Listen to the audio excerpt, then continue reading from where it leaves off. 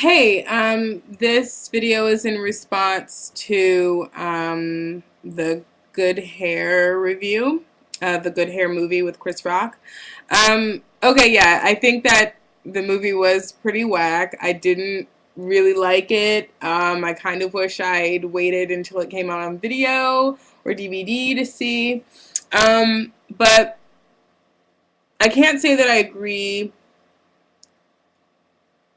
with your takes on the message of the movie. I think it was really kind of focusing on the absurdity of the economics behind the black hair industry and not necessarily saying, I never got the sense that he was wagging his finger saying, oh, black women, your hair is bad, your hair is ridiculous. I think what he was ridiculing was the concepts that we kind of perpetuate within our society. I'm natural. I have a really big, crazy afro, and I work in corporate America. I mean, granted, I work in entertainment and fashion, but Viacom, Condé Nast, these are all extremely corporate environments. And I don't know that my hair has ever been an issue ever. But then again, I'm not working at a law firm. I'm not, in some finance, environment, anything like that. If I were in situations like that, I could be singing a different tune. um, but I think that Chris Rock was really trying to focus on the absurdity that, like I said, that we perpetuate within ourselves. When I went natural some years ago, my own family was like, what are you doing? Why? It doesn't make any sense. Like, you're not going to be able to work with it. You're not going to be able to, and these are people that look just like me, people that I came from, people with the same hair texture that I have. And they were questioning my reasons behind it. And all I wanted to do was just have an afro. I just didn't want to deal with relaxers anymore. But there really is, I mean, we cannot escape this westernized ideal of beauty that we have. Not just black people, but Hispanic people, Asian people, and even other white people. I mean, hair is a big deal. And I think that, just to go back to Chris Rock, I think that I was just glad that there was finally someone kind of sounding the board against this multi-billion-dollar industry that very few black people are benefiting from at all.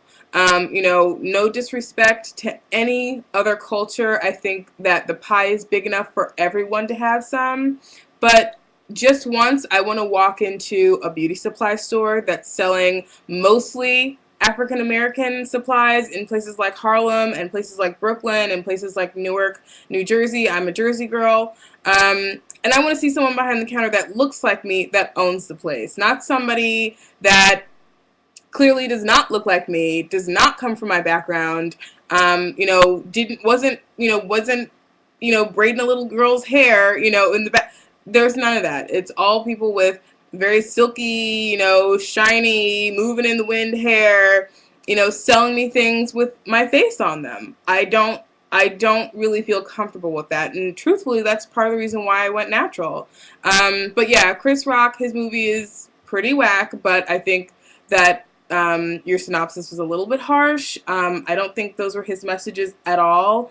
And just to go back to the young woman, the light-skinned woman, young woman, I should say, getting ready to graduate from college, and her friends kind of talking about how she's not going to be able to get a job. I think that that was more shining a light on the kind of mental sickness that we deal with as a culture, as black people, because that is not the first time that I've heard that. And I've never, ever had a white person or a non-black person say to me, oh, you can't get a job with your hair like that. No, that's a lie. One of my mentors told me that if I was going to go on an interview at Prudential, I should blow my hair out. But that was the only time. I think that as we, as a people, learn to kind of, I think that as we grow to accept ourselves and accept our own special beauty, because I don't know that we've all done that. as a culture, I think that that conversation will change. And I think that that was what ultimately Chris Rock was trying to do. I don't think he definitely didn't hit the mark all the way. There were lots of gaps that I think deserved filling. Um, but, you know, when I went to go see the movie, I'm going to wrap this up really quick, I swear. But when I went to go see the movie, um, there, I was literally the only black person in the entire theater. And I mean, it was a matinee show. It was, you know, like a Wednesday afternoon, and there were probably 20 other people in the theater. And, you know, I purposefully was like, you know, why are you here to see this movie? And they said, you know, I just heard I heard it was worth seeing. I heard it was good. And after the movie, I asked, you know, what did you think?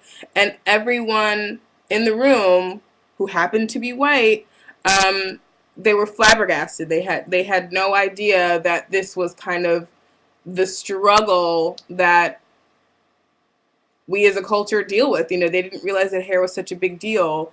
And they didn't realize what it symbolizes in a lot of respects also, not just to us culturally, but to the world at large. So yeah, I think you're a little harsh, but you're right. It wasn't terribly good either. So yeah, that's my response.